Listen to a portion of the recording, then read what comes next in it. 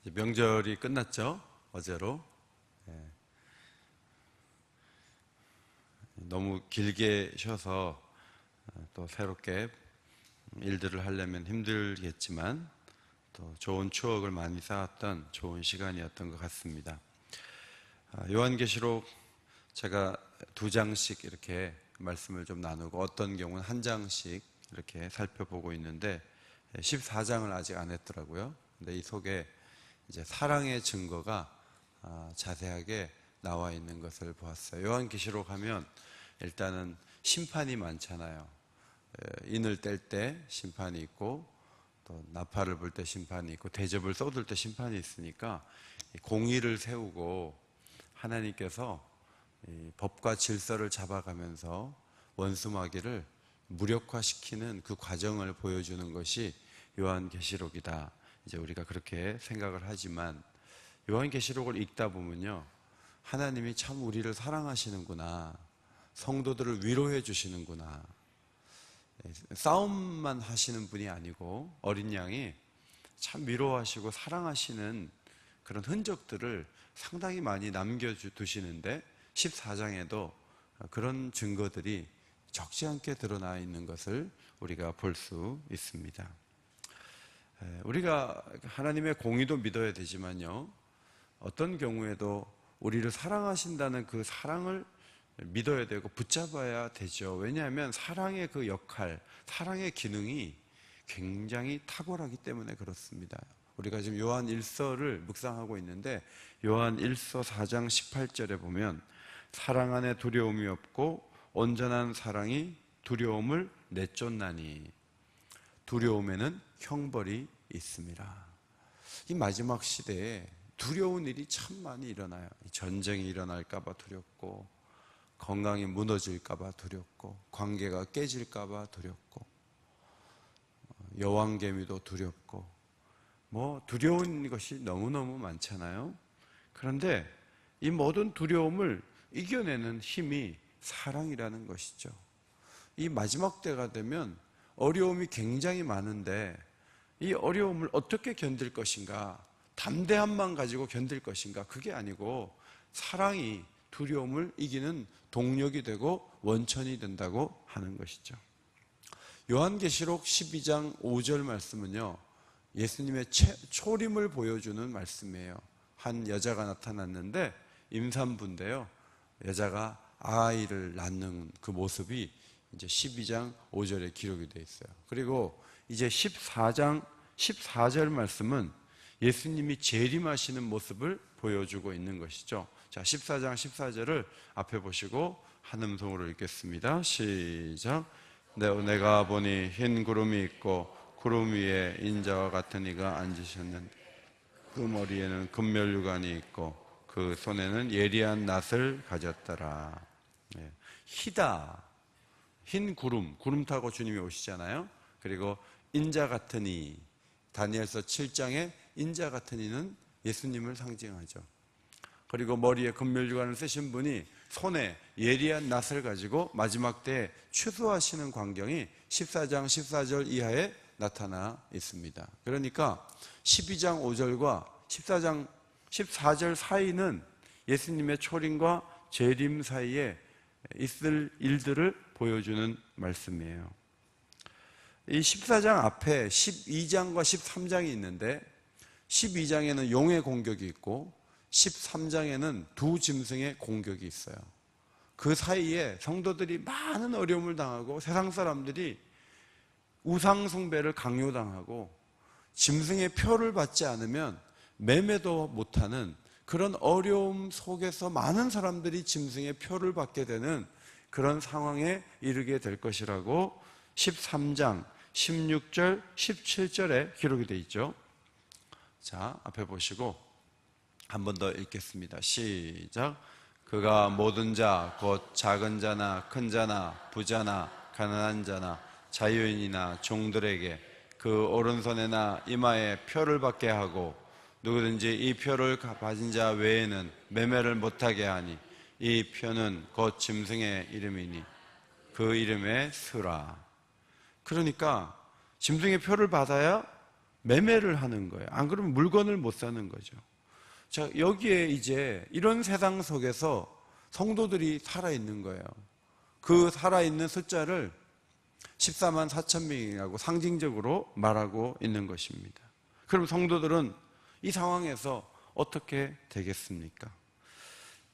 사도 요한이 14장 1절에서 환상을 봤죠. 보니까 어떻게 되어 있냐면 어린 양이 시온산에 서 있고 그와 함께 14만 4천의 성도들이 시온산에 함께 서 있었다는 거죠.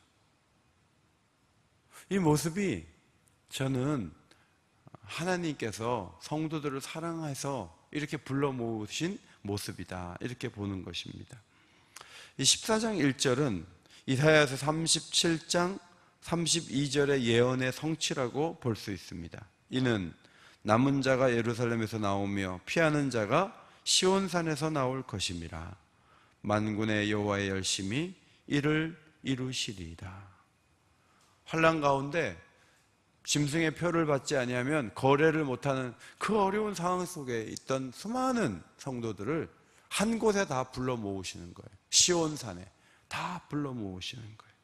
어린 양과 함께 성도들이 이렇게 서 있는데 그 성도들의 이마에 오른손에 표를 받았는데 그 표가 뭐냐면 짐승의 표가 아니고요, 어린 양의 이름, 그 아버지 하나님의 이름이 거기에 기록이 되어 있는 거예요. 이것이 어떻게 가능할 것인가? 이사야서 37장 32절은 만군의 여호와의 열심히 이를 이루시리이다. 하나님께서 그 일을 가능하게 만들어 놨다는 거예요. 이마에 도장을 찍었다 그러면 좀 무서운데, 보기에 그렇지만 이것이 영적으로 어떤 의미인가 하면 에베소서에서 그 의미를 보여주고 있죠. 에베소서 1장 14절, 성부와 성자의 역할을 설명하다가 성령의 역할을 말하면서 또한 믿어 약속의 성령으로 뭘 받았어요? 인치십, 도장을 찍었다는 거예요. 넌 누가 뭐라 그래도 내 소유다 하고 이 마음에다가 믿음의 확신을 불어넣는 것이죠. 예수님의 십자가와 부활을 믿고 성부 하나님의 주권과 사랑을 믿는 이들이 시온산에 어린 양과 함께 있는 것입니다. 이것이 하나님께서 우리 성도들을 사랑한 모습이라는 것이죠. 저나 여러분이나 12장과 13장을 읽으면서 야, 성도들은 다 흩어지고 힘을 완전히 잃었겠구나, 이런 상상을 할 수가 있어요. 그런데 폐잔병처럼 성도들이 다 흩어진 게 아니고요, 흩어져 있었던 그 성도들을 다 불러 모으세요. 시온산에다가. 그리고 한 사람 한 사람을 다 불러 모아서 어린 양과 함께 세우시는 그런 은총을 부어 주신다는 것이죠. 예수님이 십자가를 치실 때 다 흩어졌잖아요. 다 도망갔잖아요. 그런데 저들을 모으게 하신 분이 예수님이시죠. 그리고 그 모은 자리에 예수님이 들어가시는 거예요. 그리고 그들을 갈릴리로 오라고 하시고 갈릴리에서 다시 사명을 부여하시는 장면을 우리는 요한복음 뒷부분에서 발견하게 됩니다. 마지막 날에도 마찬가지예요. 어린 양이 너무 바빠가지고 막 심판하고 막 찔러 죽이고 막 옛날 대전만 썼고 그런 게 아니에요. 시온산에 자기 백성을 하나하나 불러 모으시는 거예요. 시온산에 오기까지 각 사람의 믿음을 인내하고 믿음을 지키도록 만드신 분이 예수 그리스도인 것을 믿으시기 바랍니다. 그렇게 하시는 거예요. 저는 지난 주일날도 우리 성도들이 막 다 흩어졌다가요, 그냥 뭐 평소에 주일하고 비슷하게 다 모이잖아요. 이렇게 쫙 모이는데 그 지방에 갔다가 마음이 변해서 안 올 수도 있잖아요. 그런데 그래도 집에 또 가야 된다 그래서 서울로 올라와가지고 예배 시간에 딱 맞춰가지고 딱 모이는데, 그런 모임을 이렇게 볼 때마다요, 불러 모으시는 그 하나님의 손길이 있다는 것이죠. 하나님께서 마지막 날에도 우리가 막 어려운 중에 흩어져 있다 할지라도 어느 날 새하늘과 새 땅이 열리는 그 세계가 펼쳐지기 전에 시온산에 우리를 다 불러 모으실 때 어린 양이 대신 예수 그리스도께서 우리와 함께 거하시는 그 축복이 우리에게 임할 텐데, 이것이 바로 하나님이 우리를 사랑하시는 증거라고 하는 것이죠. 성도 여러분, 바로 그 사랑이 우리를 견디게 하고 우리를 아름답게 하고 우리를 풍성하게 하는 줄 믿습니다. 요한계시록을 염두에 둔 것은 아니지만 로마서 8장에 보면 수만 가지 어려움들을 거론하면서 그리스도의 사랑이 그 어려움에서 우리를 지켜준다, 이런 말씀을 여러 번 하고 있는데 로마서 8장 35절입니다. 자, 앞에 보시고 같이 읽겠습니다. 시작. 누가 우리를 그리스도의 사랑에서 끊으리요? 환난이나 권고나 박해나 기근이나 적신이나 위험이나 칼이랴. 그리스도의 사랑에서 아무도 우리를 끊을 수가 없어요. 항상 사랑을 안고, 그러니까 그 어렵고 막 칼이 왔다 갔다 하고 위협이 있는데요, 예수님의 사랑이 마음에서 떠나지 않는 거예요. 그리고 그 사랑이 성도들로 하여금 그 수만 가지 어려움들을 견디게 하는 동력이 되는 거예요. 마치 사랑을 많이 받은 아이들이 시련을 만나도 그 부모의 사랑이 살아있어서 견디는 것처럼 하나님의 사랑이 우리 속에서 역사한다는 것이죠. 로마서 8장 39절, 높음이나 깊음이나 다른 어떤 피조물이라도 우리를 우리 주 그리스도 예수 안에 있는 하나님의 사랑에서 끊을 수 없으리라. 할렐루야. 끊을 수 없으리라. 두 번째, 2절 3절에 성도들이 새 노래를 부르는 모습을 볼 수가 있습니다. 시온에서 성도들이 보좌 앞과 내생물과 장로들 앞에서 새 노래를 불렀어요. 그런데 이것은 그냥 되어진 것이 아니고 이것도 이사야서 35장 10절 말씀의 성취라고 볼 수가 있습니다. 자, 앞에 보시고 중요한 말씀입니다. 같이 읽겠습니다. 시작.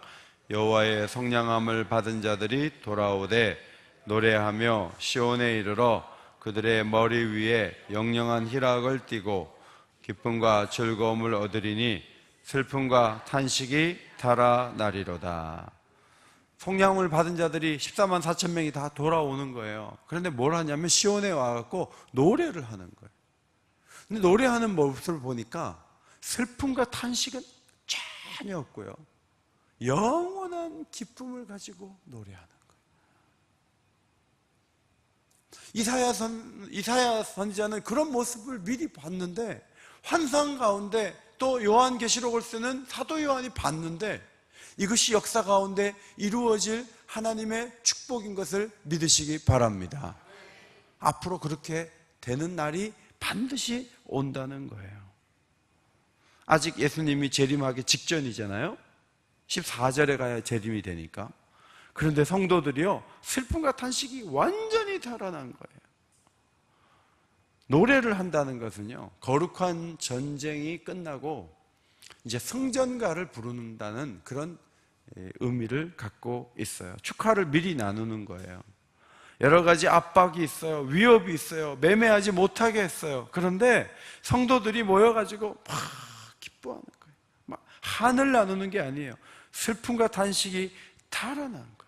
미리 천국을 가지고 와가지고 천국에서 기쁨을 하나님 앞에서 누리면서 찬송하는 예배가 저들에게 있게 된 거예요. 여러분, 이것이 하나님이 우리를 사랑한 게 아닙니까? 병원에 가면 예배 드리거든요. 예배 드리는데 저도 병원에 입원했을 때 몸이 아파서 이제 수술을 앞두고 입원했는데 그때 예배 드리는데 막 수술하면 어떻게 되지? 뭐 회복은 어떻게 아플 텐데 뭐 이런 생각 하나도 안 나고 그냥 수술하기 직전에 그 주일 예배인데요, 너무너무 은혜로운 예배를 드린 거예요. 정말 염려 없이 예배를 드렸어요. 여러분, 이것이 바로 사랑의 증거인 줄 믿습니다. 아무것도 염려하지 말고 감사함으로 너희 구할 것을 하나님께 아뢰라. 여러분, 염려거리는 하나님께 다 아뢰요. 왜 그렇게 염려 없이 살려고 자꾸 얘기하냐면 염려가 사라져야 새 노래가 가능하기 때문에 그래요. 여러분이 오늘도 기도의 자리에 나오셨잖아요. 기도하다가 염려가 사라지게 되는 역사가 있게 되시기를 축원합니다. 그것이 하나님 우리에게 주시는 축복이에요. 사도행전 16장에 보면요, 바울과 실라가 빌립보에서 좋은 일 했다고요. 복음을 전하고 귀신 들린 여자 하나가, 여종이 주인을 크게 부자로 만들어주는 귀신을 가지고 이렇게 자꾸 점을 치니까 사람들이 용하다 그래서 많이 몰려오고 복채를 주니까 그 주인이 부자가 되는 거예요. 그런데 그런 경제적인 관계는 전혀 생각하지 않고 그 귀신 들린 여자아이를 고쳐줬더니 귀신이 나갔어요. 이젠 점을 못 치는 거예요. 이 주인이 화가 나가지고 자기하고 잘 맞추는 그 관리들에게 넘겨가지고 많이 때려가지고 옥에 넣는 그런 역할을 했어요. 여러분, 복음을 전하다가 매를 많이 맞았어요. 밤중이 됐어요. 근데 바울과 실라가요, 기도를 했어요. 기도하고 찬송을 했어요. 여러분, 밤입니다. 맞은 데가 지금 후끈후끈하다고요. 아프다고요. 억울하게 들어왔어요. 이게 모든 게 타락한 거 아니에요? 무슨 권력이라는 것이 어떻게 그렇게 공권력을 그런 식으로 쓰냐고요. 바울은 로마 시민권도 있는데 모든 것이 붕괴할 만한 상황이에요. 그런데 그 두 사람이 그 옥에서 기도하는데요, 찬송이 터져 나오는 거예요. 이것이 새 노래인 줄 믿습니다. 이게 새 노래예요. 여러분이 상황이 좋고 일이 잘 풀리고 모든 것이 형통해서 난 노래하겠다 하면 그건 새 노래가 아니에요. 그건 세상 사람들도 부를 수 있는 노래예요. 그런데 잘 안 되는데, 상황은 여러 가지로 어려운데, 그런데 하나님을 노래할 때 내 마음의 상태에 슬픔과 탄식이 달아나 있는 거예요. 이것은 성도들이 지금도 계속 누리고 있는 축복이에요. 어떤 어려움이 있어도 기쁨이 넘치게 되는 저와 여러분이 되기를 소원합니다. 노래하는 게 중요한 거예요. 그래서 오늘 아침에도 이렇게 와서 이렇게 뵈면 열심히 노래하는 분들이 계세요. 뭐가 일이 잘 돼서 그래요? 아니요. 우리 애 대학 떨어졌어요. 근데 뭐가 좋다고 노래해요? 그래도 하나님을 찬양할 때는 그런 거 생각 하나도 안 나요. 그냥 열심히 노래하게 돼요. 여러분, 찬송을 밝은 마음으로 부르는 사람은 건강한 사람이에요. 상황이 좋아서가 아니에요. 성령이 노래하게 하시는 거예요. 그 축복이 우리에게 예배 때마다 임하게 되기를 간절히 소원합니다. 그러니까 하나님의 선물이라는 게 옥에 안 들어가게 하고 안 맞게 하고 억울한 일이 없게 하고 이런 데서만 찾으려고 그러면 선물이 뭐가 있냐고요. 정말 선물이 가끔 하나씩 있는 거예요.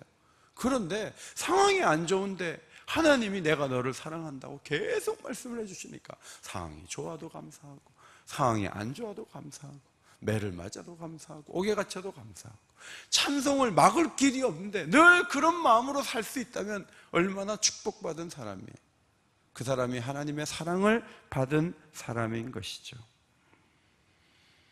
모든 것을 갖추고서도 아무것도 없는 것처럼 사는 사람이 저는 참 많다는 것을 목회하면서 경험했어요. 제가 신방을 가보면 이 집은 대단한데, 이 집은 대단한데, 그런데 얘기를 이렇게 들어보면 지옥도 그런 지옥이 없는 거예요.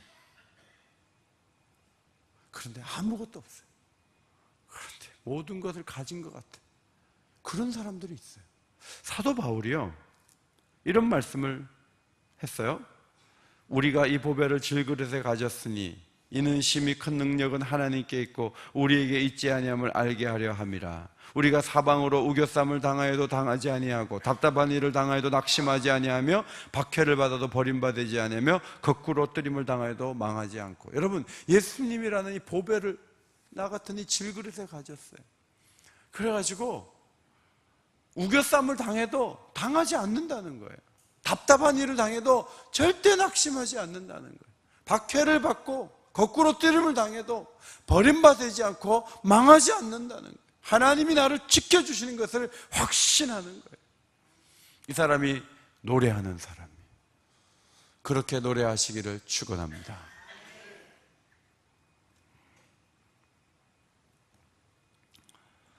그런 마음이 있다면 어떤 상황에서도 노래할 수 있어요. 슬픔과 탄식이 달아난 모습으로 찬송할 수 있어요. 마지막 4절 5절 보니까 어린 양이 어디로 인도하든지 따라가는 자들이다. 처음 익은 열매로 하나님께 영광을 돌리는 자들이다. 14만 4천 명은 순결하여서 어린 양이 어디로 가든지 따라가는 자들이다 그랬어요. 베드로가 예수님이 어디로 가든지 함께 가겠다고 했지만 십자가 가는 지는 길은 베드로가 못 따라가는 거죠. 겁나서 도망치는 거죠. 그러나 베드로가 부활하신 주님을 만난 다음에 주님이 어디로 가든지 따라가는 거예요. 주여 어디로 가시나이까? 주님을 따라가는 거예요. 그리고 처음 익은 열매는 옛날에 다 예물이었거든요. 하나님께 예물을 드리는 거죠. 자신의 삶에서 익은 좋은 열매로 그 입술의 정결함과 행위의 정결함을 통해서 하나님께 영광을 올려드리는데, 여러분, 이런 모습들이 다 하나님이 사랑하니까 가능한 모습이 아니겠습니까? 요한복음 6장에 보면은 오병이어의 기적이 있는데, 예수님이 생명의 떡을 먹이신 것까지는 참 너무 좋았는데 뒤에 와서 이제 무슨 의미인가 하면 저 떡이 나를 의미하는 거다. 나를 먹으면 너희가 산다. 이게 하니까 식인종도 아니고 되게 어렵거든요. 막 그런 얘기들을 하니까요. 그걸 해석을 하니까 사람들이 이게 좀 안 맞아요, 안 맞아. 그래서 사람들이 이리저리 흩어지면서 주님을 못 따르는 거예요. 그래서 많이 따르다가 12제자 남고 다 도망간 것 같아요. 그래서 12제자에게 얘기했습니다. 살리는 것은 영이니 육은 무익하니라. 그때부터 많은 사람이 주를 떠났어요. 그리고 예수님과 함께 다니지 않았어요. 그때 12제자에게 말했어요. 너희도 가려느냐? 베드로가 말했죠. 주여, 영생의 말씀이 주께 있사오니 우리가 누구에게로 가오리까? 우리가 주는 하나님의 거룩한 자인 줄 믿고 알았사옵나이다. 이렇게 멋진 고백을 했지만 베드로가 주님 가신 대로 다 가지 못하고 십자가 앞에서는 도망을 쳤어요. 그러나 부활하신 주님을 만난 이후에 어린 양이 인도하는 대로 따라가다가 그 띠를 남이 베드로에게 띈다는 말이 순교하게 된다. 그것을 예고하는 말씀이라는 것이죠. 14만 4천 명이 한 번도 주님이 간 곳을 벗어나지 않고 무조건 주님을 따랐을까? 그렇지는 않을 것 같아요. 가끔은 자기가 원하는 길로 가는 경우도 있었을 거예요. 그러나 성령을 부어주시고 기도하게 하시고 교회도 공동체 속에 속하게 하시고 말씀을 배우게 하시고 사명에 집중하게 하시면서 뭘 하시냐면 어린 양이 원하는 대로 가는 법을 배우는 거죠. 어린 양이 원하는 대로 가는 법을 배운 거예요. 오늘 새벽에도 잠자고 싶지, 이 명절 끝에 누가 교회 오고 싶어요. 그런데 어린 양이 원하니까 원하는 자리에 앉아 있는 줄 믿습니다. 이렇게 하시는 분이 성령이신 거예요. 제가 여러분에게 자명종 해가지고 막 깨워가지고 오는 게 아니잖아요. 하나님이 원하시면 내가 해야지. 하나님 원하시면 내가 해야지. 그러면서 성도들이 하나님 나라를 부요하게 만들어 가는 거예요. 그렇게 하다 보면 하나님께서 거룩한 열매를 맺게 하시는데 그것이 예물이 되고 하나님께 영광이 되는 거죠. 5절 말씀에 말이 정결하고 생활이 정결한 모습이 또 나옵니다. 정말 14만 4천 명은 다양한 이 증거들을 갖고 있어요. 이 증거가 뭐냐면 하나님이 사랑해 주시는 증거예요. 하나님이 사랑해 주시는 증거예요. 오늘은 우리 애들이 다 전멸했어요.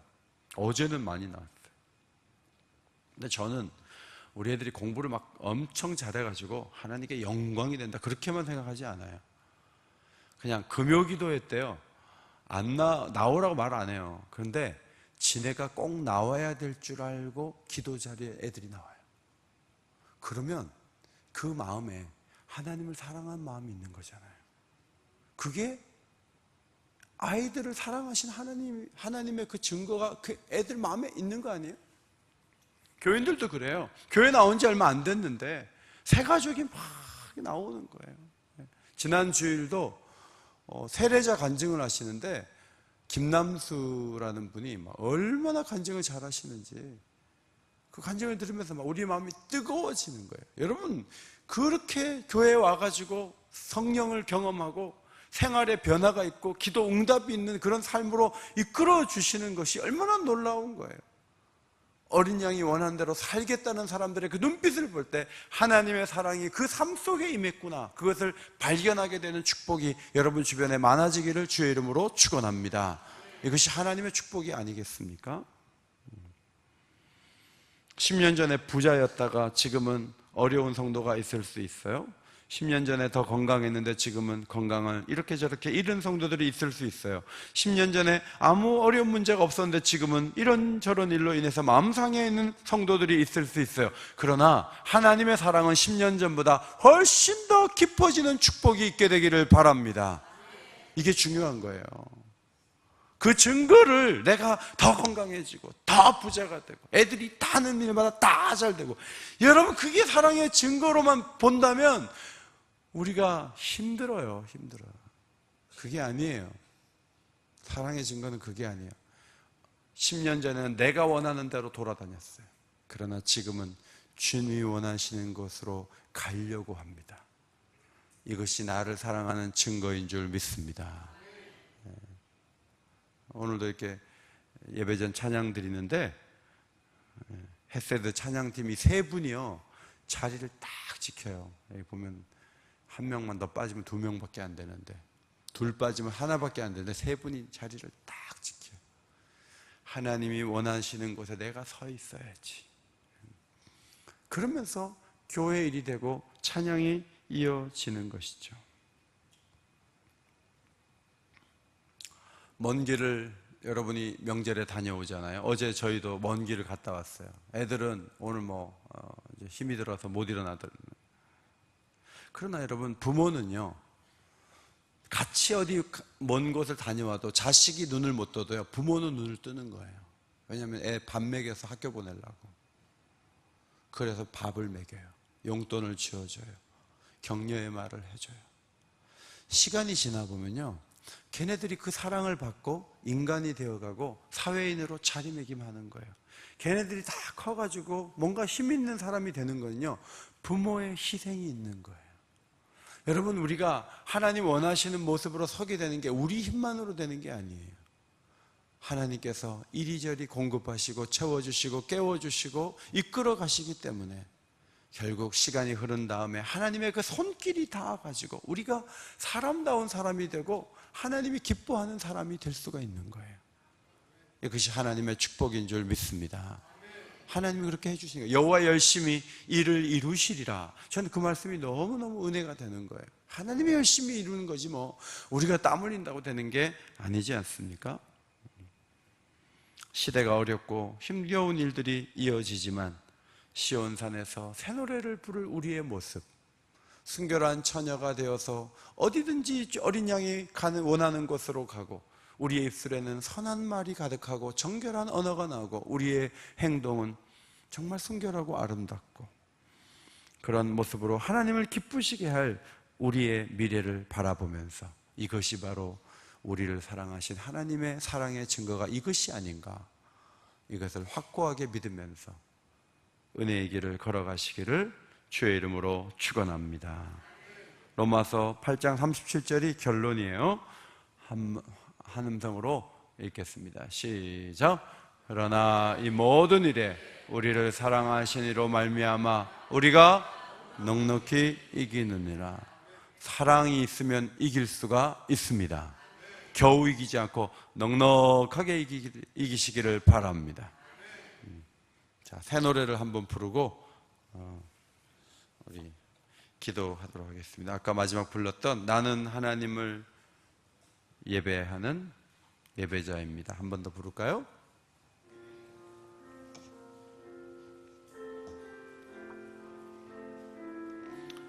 새 노래로 불러요. 슬픔과 탄식이 달아난 모습으로 주님을 찬양하기를 원합니다. 나는 하나님을 예배하는 예배자입니다.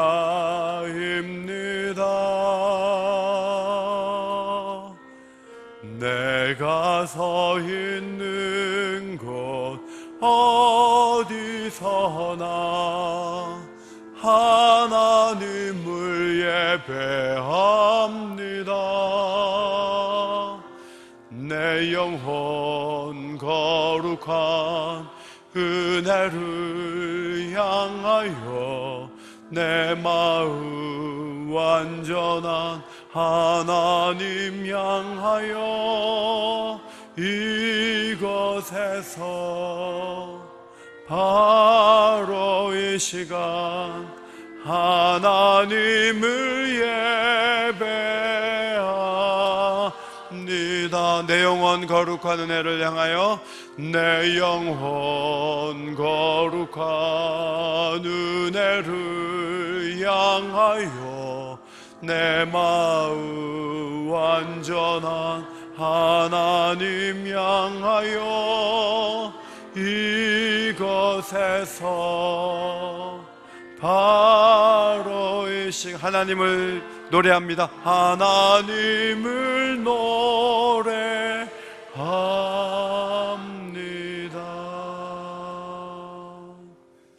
오는 주일에 성찬을 받습니다.